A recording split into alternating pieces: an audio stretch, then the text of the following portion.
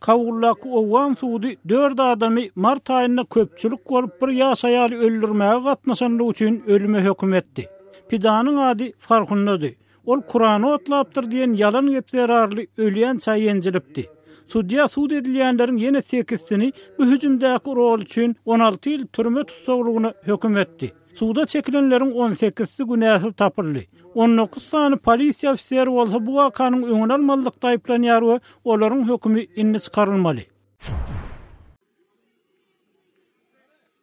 Makedoniýada ýüzlerçe protestçi paýtagyt Skopje'däki esasy binanyň öňünde polisiýa bilen çaknaşdy we iki tarapda hem yaralanan var. Protestçiler resmiýetiň 22 ýaşly Martin Neskovskiň ölümine dahil adamlaryň jogapkärçilige çekilmegini talap edýärler.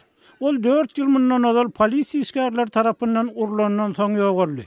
Protestler 5-nji maýda oppozisiýa lider Zoran Zaev premier minister Nikola Greyevskiňi bu işi basdyryp ýüretmekde aýplanan soň başlandy.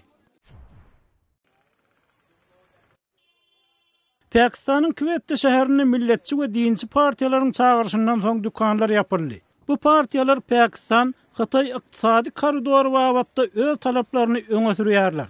Olar bu ýoluň Khyber Pakhtunkhwa we Balochistan ýaly garybyrak welaýatlardan soňup geçýändigini aýdýarlar. Golaýda Pakistan we Hytaý liderleri söwda koridoryny döretmek barada köp milliardlyk ýalaşyga gol çekdi.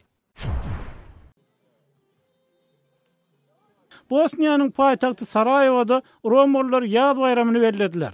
Olar bu bayramy güllü suw däbi bilen başladylar. Aýdylmagyna görä bu däp saglyk we bagyt getirýär. Bayramçylygyň soňy aýdym saada ýazdy. Bu bayram Balkan ýurtlarynyň Romalyklar tarapyndan giňden bellenilýär. Siz täzelikler bilen tanyş boldunuz.